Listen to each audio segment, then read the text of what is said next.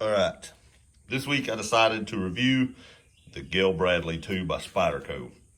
Now, if you follow me on Instagram, that's knives underscore and underscore gear underscore. Had to do all the underscores because everybody had everything else. But if you follow me on there, I told y'all I was thinking about reviewing this knife this week, and it is the one I decided to go with. And I also told you that you should never meet your heroes because sometimes they disappoint you. And this knife was kind of a hero knife for me. I don't know why. I really, really liked this blade shape. I've always really, really liked this blade shape. I always liked the carbon fiber. Spyderco does really good carbon fiber weave, and it actually sticks up and it gives you a little bit of traction. Now, I'm not going to say it's like a G10 or something or a micarta, but some micartas, this is actually better than some micartas. This carbon fiber is actually better than the QSP micarta is, but it's still not going to give you the traction that, a lot of G10s do. And one thing that I don't like about this knife, I'm going to go ahead and talk about it now. I am going to get this because I'm going to complain about this a lot. If you look right here, look, this liner, all the liners stick out above the carbon fiber, which is fine. I don't have a problem with that. The problem I have, if I turn this like this, how hard is it to get to that lock bar? I mean, literally, it's almost like the lock bar is recessed underneath this side's liner. And now they did scallop the lock bar right here, if you can see that. But that ain't no good. It's still, when I get in there, look at my thumb. That's what your thumb looks like when you try to get into the lock bar.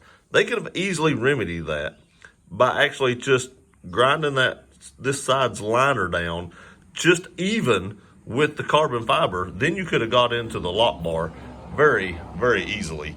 And when I do the final review, I'll bring a knife out and show you perfection. And if you want to see that, watch last week's video. That's perfection on a liner lock.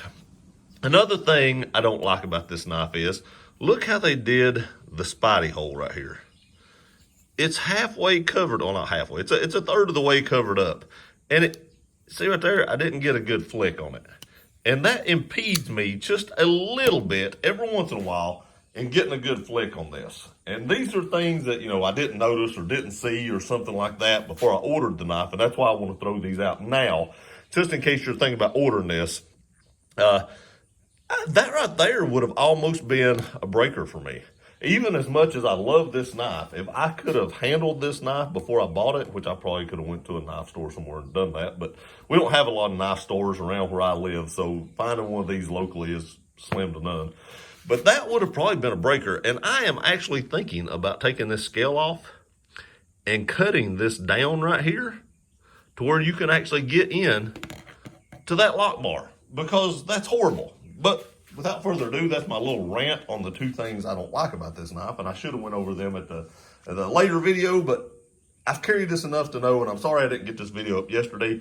I did carry this knife yesterday. I did use it some, but I was building like an AR pistol and some stuff like that, and I got busy and I just didn't have time to do this video. So I'm going to do it today, but I did carry this knife yesterday. I did use it. I'm still carrying it the full week and giving it a full, review. Just the first initial video is coming a little late. So the overall length, let me scoot this over so I can actually get this in camera, is 8.42 inches. So almost 8.5 inches. You can see right here, it's almost that 8.5 inch dot. Blade length is 3.60. So a little bit over 3.5 inches. The cutting edge, as you can see, there is a nice little sharpening tool here, is 3.38 inches, but that's still taking a lot of the cutting edge. You do get a lot of cutting edge on this knife, and it is a good slicer. I'm not going to say it's not. I did use it yesterday, and it did very well at the tasks I used it for, opening my parts to assemble that AR lower to make that pistol out of. The blade width, this is something that they did not include in the specs on Blade HQ. Now, I measured it from about right here to here. I didn't go back here to the thickest. I didn't go to the thinnest. It's kind of in the middle, and I got almost an inch, 0.951, so almost an inch right here is your blade width. Your blade thickness is 0.12, so it has a very nice thin cutting edge on it. Show you both sides. It does have a nice hollow grind, and hollow grinds are known to be good slicers, and this one does appear to be a good slicer. Is it as good a slicer as the Giant Mouse Ace Biblio? Only time will tell. I've not used it enough. I've only used it one day. It did good yesterday, but I'm not going to say it did as good as the Biblio. We'll have to wait till Friday to find out. It does have CPM M4 steel, which is kind of a drawback in my opinion.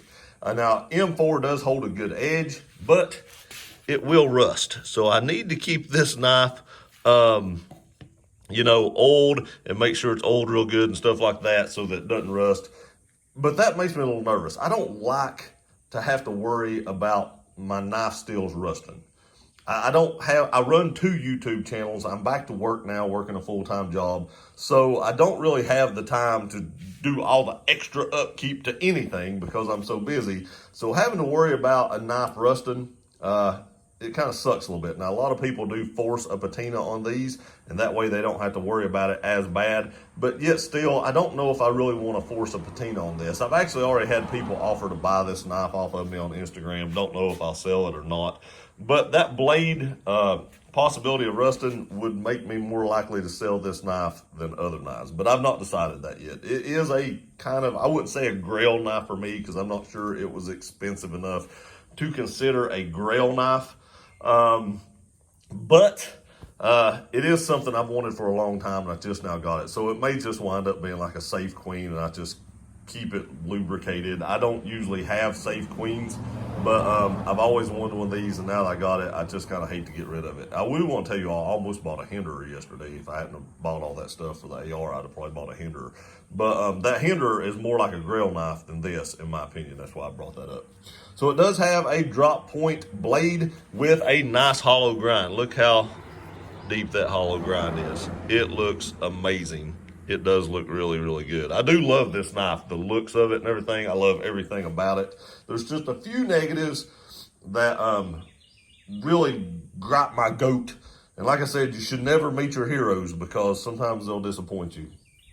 The handle length is a 4.82 inches, and the handle thickness is 0.49. So we'll show you all the way around it. I do wish for $170 some that it came with titanium liners, so it'd be a little bit lighter. The same way with the Ace Biblio, but it didn't, and it is what it is. They could have at least fixed that. You're going to hear me gripe about this a lot. That right there is horrible. Spyderco, I know this is like the last run of these, which is why I hurried up and bought one. Could have did a better job. Weight, as we got to, is 4.4 ounces. So it's a little heavy. And if they would have used at least titanium on one side or something, that would have probably been, close to 4 ounces. Really, really close to 4 ounces instead of really close to 4.5 ounces. And a lot of people, an EDC knife, 4 ounces is their limit. And, it's this 4.5 would do it in for some people. They're like, no, I ain't gonna do that. Now for me, 4.5 ounces is nothing. I actually carried over the weekend, because I can carry whatever I want to on the weekend. I'm not testing knives on weekends. I actually carried a Cold Steel 4 Max, which is like almost I think it's 10.1 ounces. So the weight doesn't bother me, but a lot of people, ounces make pounds and pounds make pain. So they want to keep their knives as light as possible, and 4 ounces is the limit, and they wouldn't buy this because of that. It does have a liner lock, as we've talked about. They did actually, put some little jimping or something in there. It looks like they just hit it with a punch or something, is what it looks like, actually. But they did do something like that to actually add some grip onto the liner. It is made in Taiwan. There is a lot of Spyderco knives made in Taiwan. Taiwan does have some great quality control there. When you buy a Spyderco, you expect good quality no matter where it's made. And the Taiwanese knives do have good quality, just like the USA ones do. The best use, in my opinion, is probably EDC. I guess you could use this for a tactical folder, but there's not a lot right here to stop you from sliding up on that blade. There's There's a little bit of jimping on the back of the blade right here. There's not a lot of jimping anywhere else. And the knife is a little bit slick, especially if your hands got muddy, bloody, sweaty, whatever it is. This knife could become pretty slick in my opinion. I've not had bloody hands to use it yet. Hopefully I don't have during this review, but I could see that this would be much better EDC than a tactical folder. I do want to show you all something as well. When you put this in your pocket, there's still this much of this knife sticking out. Now, I know there are people that makes deep carry pocket clips for Spyderco knives, but I want to show y'all, if you didn't want to spend $20, $30 on a clip, you're still going to have probably a good, almost an inch probably. Let's see here. If I set it right here, you can see it's probably 3/4 of an inch to an inch sticking out of your pocket. So that's something that you may want to think about as well. If you want something deep carry, this may not be the knife for you. Price is $171.50, and that is from Blade HQ. I'm not sponsored by Blade HQ, but I buy a ton of stuff from them. Is it worth $171.50? I don't know. Time will tell. I guess I will answer that question at the end of the week. But there are some things about the Gayle Bradley 2 that I don't like. That's my initial first impression. That's my gripes, and that's the specs. So we'll see you all on Friday, and tell you what I think about it.